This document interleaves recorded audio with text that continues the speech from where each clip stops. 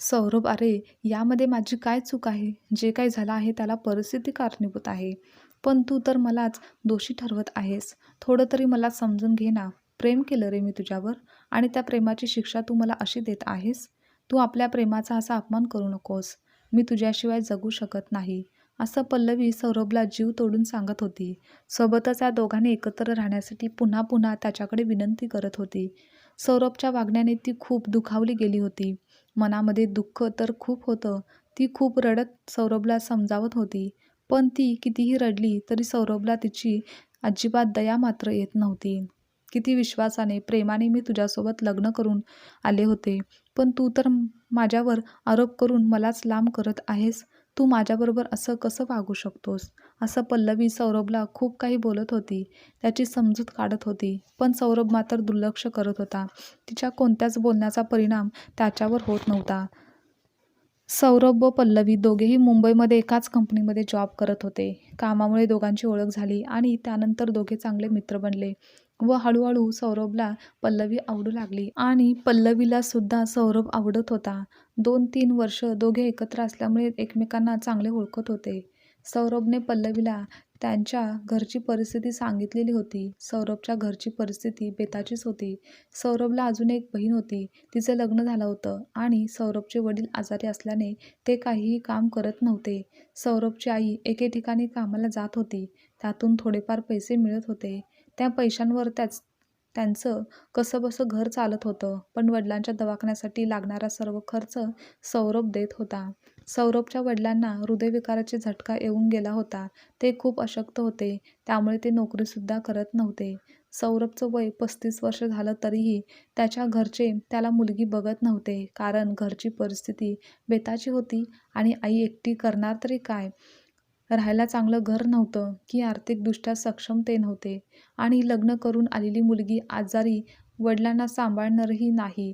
त्यामुळेच त्यांनीच घरच्यांना सांगितलं होतं की माझ्यासाठी तुम्ही आत्ताच मुलगी बघू नका. पण सौरभची बहीण त्याला वारंवार सांगत होती की तुझं वय वाढत आहे, तुला लग्न करावं लागेल आणि वडिलांची तब्येत तर अजूनच जास्त खराब होत होती. तुला एखाद्या गरिबाची मुलगी बघूयात आपण, त्या मुलीकडून जास्त अपेक्षा ठेवायच्या नाहीत आणि तुझं लग्न करून टाकू, असं घरच्यांनी सौरभला बऱ्याच वेळा सांगितलं होतं. पण लग्नासाठी लागणारे पैसेसुद्धा सौरभकडे नव्हते. कारण त्याचा पगार गावाकडे वडिलांना औषधासाठी जात होता आणि त्यात त्याचे रूम भाडे, मेसचे पैसे यामध्ये सर्वच पैसे त्याचे संपत होते. त्यामुळेच थोडीफारसुद्धा सेव्हिंग त्याच्याकडून होत नव्हती. पण हे दुःख तो आईला देखील सांगू शकत नव्हता. कारण आईला सांगून ती काय करणार होती? ती सुद्धा दुसऱ्याच्या ठिकाणी कामाला जात होती. असेच काही दिवसांनी सौरभने पल्लवीला कॉल केला. पल्लवी, मला तुझ्याशी काहीतरी महत्त्वाचं बोलायचं आहे. प्लीज तू मला भेटायला येशील का? आपण ज्या नेहमीच्या गार्डनमध्ये जातो तिथे ये लवकर. अरे पण सौरभ, आता मी येऊ शकत नाही. हॉस्टेलचे काही नियम आहेत, मला येता येणार नाही. त्यापेक्षा तू कॉलवरच बोल ना, असं पल्लवीने सौरभला सांगितलं. पण सौरभ काही ऐकायला तयार नव्हता. तो बोलतो, पल्लवी प्लीज प्लीज ये, खूप महत्त्वाचं बोलायचं आहे. आता तो तिला खूप रिक्वेस्ट करत होता. म्हणून पल्लवीला वाटलं की खरंच काहीतरी महत्त्वाचं काम असेल. म्हणून ती बोलते, ठीक आहे, मी येते. आणि ती काहीतरी तेथे कारण सांगून तेथून बाहेर पडली. बिल्डिंग जवळच असलेल्या गार्डनमध्ये पल्लवी सौरभला भेटायला गेली, जिथे ते नेहमी दोघे भेटायचे. सौरभ आधीच तिथे आला होता. त्याला पाहून पल्लवी विचारते, बोल, काय एवढं महत्त्वाचं काम आहे?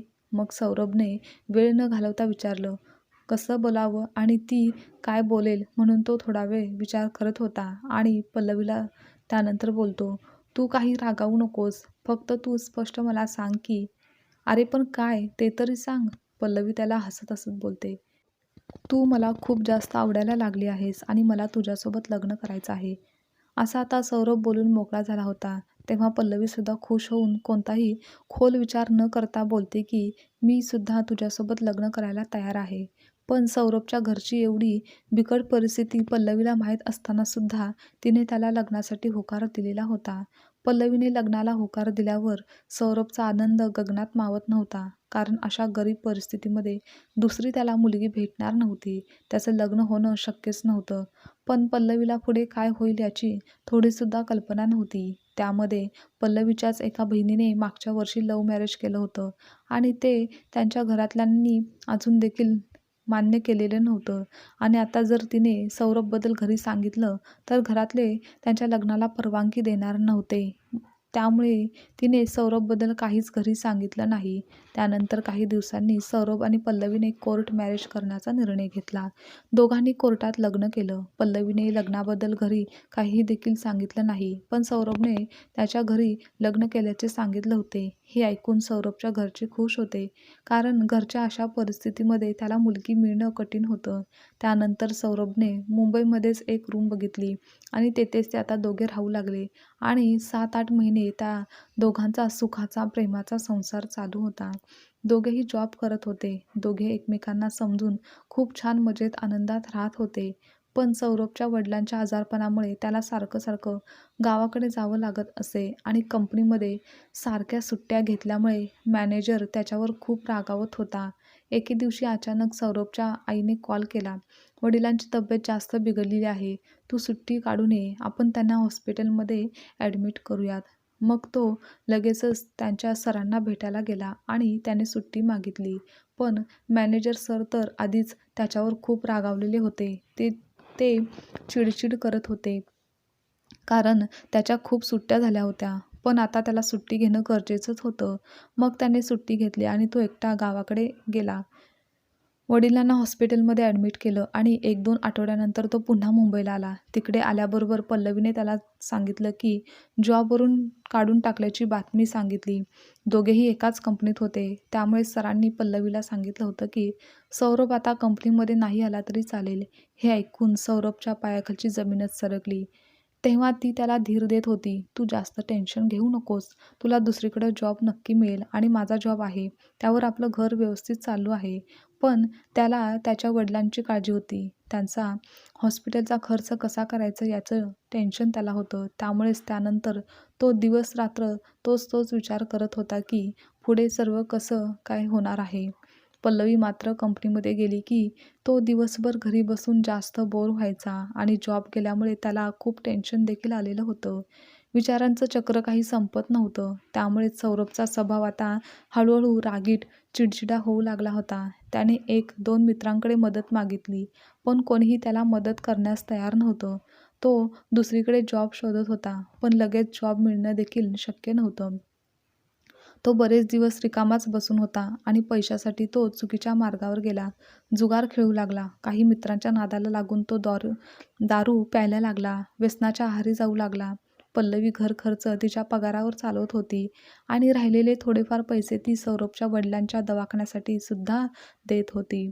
ती संयम ठेवून सर्व काही निभावत होती. पण हे सगळं चालू असताना तिने तिच्या आई-वडिलांना बरेच महिने पैसे पाठवणं बंद केलं होतं. म्हणून एके दिवशी तिच्या वडिलांनी एकदा तिला विचारलं, "तू आता आम्हाला पैसे का पाठवत नाहीस?" तेव्हा तिने वडिलांना सौरभसोबत लग्न केल्याचे सांगितले. तिचे बोलणे ऐकून आई-वडिलांनी तर अक्षरशः रडायला सुरुवात केली आणि वडील म्हणाले, "इथून पुढे तुझा आणि आमचा काही देखील संबंध नाही. तू आमच्यासाठी मेली आहेस." असं वडिलांनी तिला स्पष्ट भाषेत सांगितलं.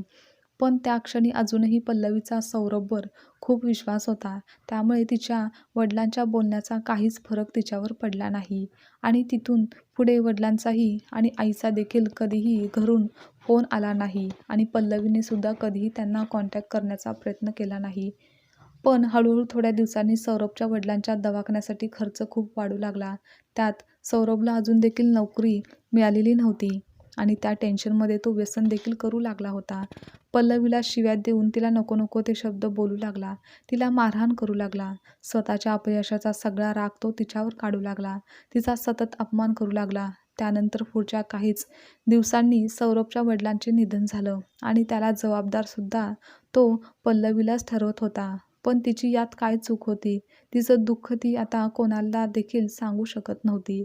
सौरभच्या शिव्या, मारहाण बरेच महिने तिने सहन केलं, कारण तिला आशा होती की एक दिवस तो सुधारेल आणि त्यांचा सुखाचा संसार सुरू होईल.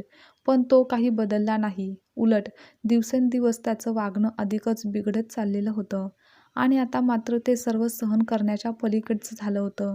मग तिने एके दिवशी सौरभला सांगितलं की मला घटस्फोट पाहिजे आहे. कारण आता खरंच ती त्याच्यासोबत राहू शकत नव्हती. त्यानंतर पुढच्या काही महिन्यात त्या दोघांनी घटस्फोट घेतला. घटस्फोटच्या कागदावर सही करताना तिचे हात थरथरत होते. कारण त्या कागदावर फक्त नाव नव्हतं, तर तिच्या स्वप्नांची, तिच्या विश्वासाची आणि तिच्या संपूर्ण आयुष्याची राख उमटत होती. कोर्टाच्या बाहेर पडताना आजूबाजूला लोकांची गर्दी होती, पण तिच्या आयुष्यात मात्र भीषण शांतता होती, जिचा आवाज तिला त्रस्त करणारा होता. ती एकटीच रस्त्यावर उभी होती. ना आई-वडील, ना नवरा, ना स्वतःची माणसं, तर फक्त आठवणी होत्या. त्याचबरोबर मी कुठे चुकले हा प्रश्न तिच्या मनात पुन्हा पुन्हा घुमत होता. कारण तिने सौरभवर कोणत्याही स्वार्थाशिवाय प्रेम केलं होतं. तिने त्याच्यासोबत गरिबी, दारिद्र्य स्वीकारलं. तिने स्वतःच्या आईवडिलांना गमावलं. तिने अपमान, शिव्या, मारहाण सगळं काही सहन केलं. पण बदल्यात तिला काय मिळालं? एक दोषी ठरवलेलं आयुष्य.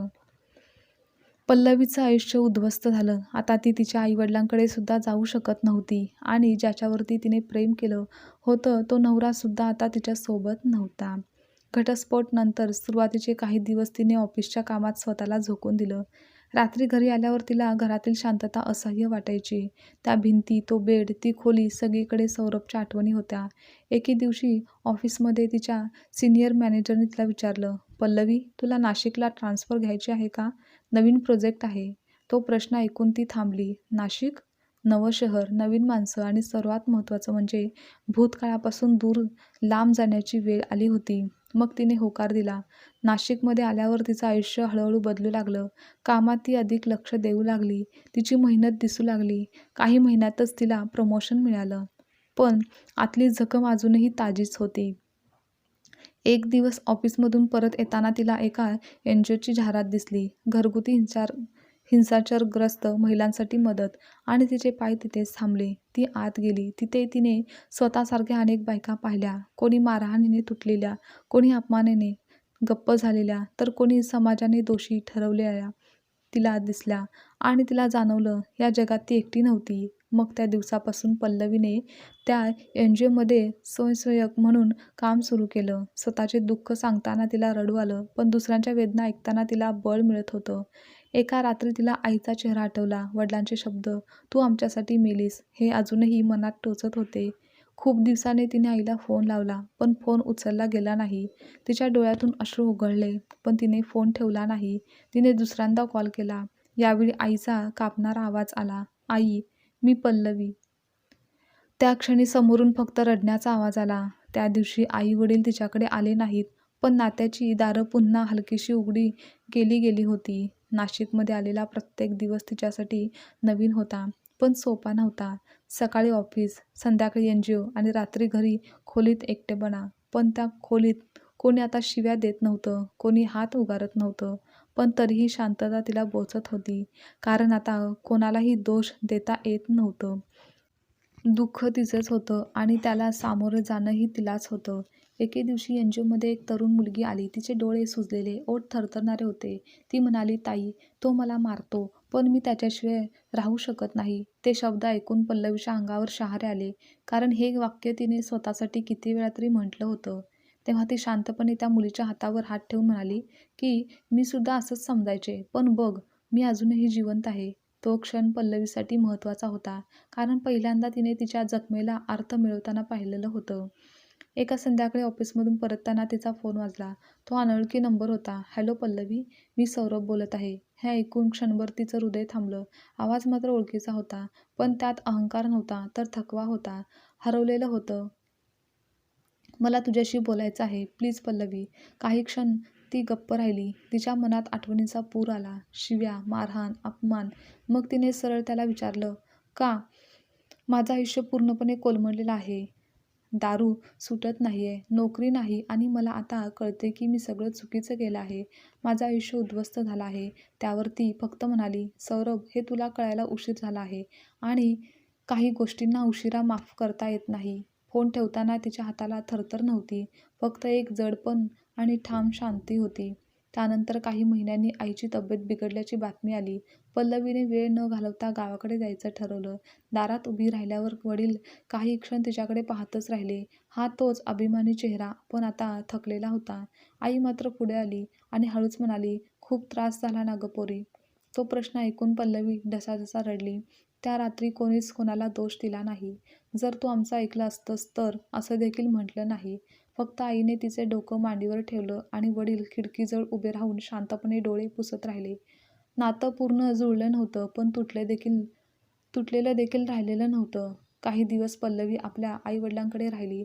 त्यानंतर ती गावाहून परतल्यानंतर तिने एक मोठा निर्णय घेतला. तिने एन-जी-ओसोबत मिळून घरगुती हिंसाचारग्रस्त महिलांसाठी काउन्सिलिंग सेंटर सुरू केलं. काम, अनुभव आणि वेदना हे सगळं तिने त्यासाठी वापरलं. तेव्हा लोक तिला घटस्फोटित म्हणवायचे.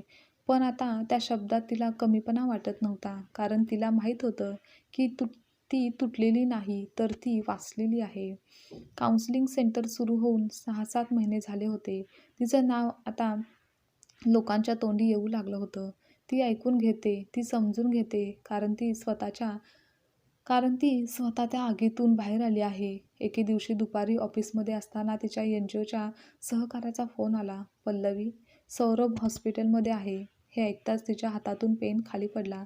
दारूचं अतिव्यसन, यकृत खराब झाले आणि डॉक्टर बोलत आहेत की मानसिक आधाराची गरज आहे. तो शब्द मानसिक आधार तिला टोचून गेला, कारण कधीकाळी तो आधार तिला हवा होता.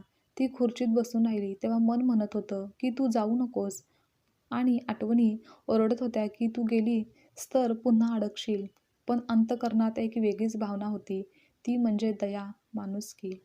मग ती शेवटी हॉस्पिटलमध्ये गेली. सौरभ बेडवर पडलेला होता. डोळ्यात ती जुनी आग, राग नव्हता, तर फक्त अपराधीपणा आणि भीती होती. "तू का आलीस?" त्याने हळूच विचारलं.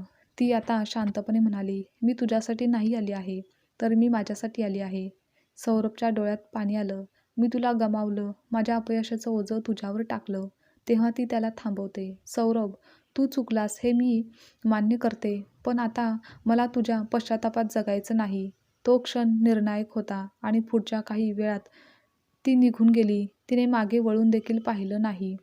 पण तरीही शेवटी प्रश्न पडतोच की तिची प्रेम निवड चुकीची होती का? आणि उत्तर मिळतं की कदाचित हो. पण त्या चुकीमुळे तिला कळलं की प्रेम म्हणजे सहन करणं नाही. प्रेम म्हणजे स्वतःला हरवणं नाही. प्रेम म्हणजे भीतीत जगणं नाही. आणि सर्वात महत्त्वाचं म्हणजे कोणीही तुमच्यावर हात उगारतो, आवाज उंचावतो, तर तिथे प्रेम हे संपलेलंच असतं.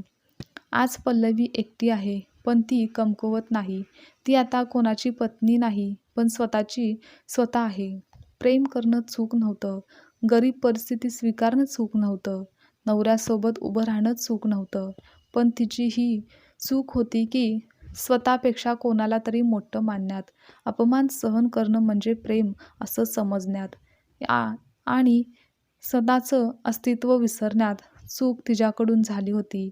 तिने आयुष्य पुन्हा उभं केलं. तिने स्वतःला ओळखलं आणि सर्वात महत्त्वाचं म्हणजे तिने शिकून घेतलं की प्रेम म्हणजे स्वतःचा नाश नव्हे, तर स्वतःला जपणं देखील आहे. कधी-कधी प्रेमात आपण चुकीची निवड करतो, पण ती चूक आपल्याला आयुष्याची खरी दिशा दाखवते. आणि पल्लवीसाठी हीच चूक तिच्या नव्या आयुष्याची सुरुवात ठरली. आजची कथा तुम्हाला आवडल्यास लाईक, शेअर, कमेंट करा आणि चॅनलवर नवीन असाल तर चॅनलला सबस्क्राईबसुद्धा नक्की करा.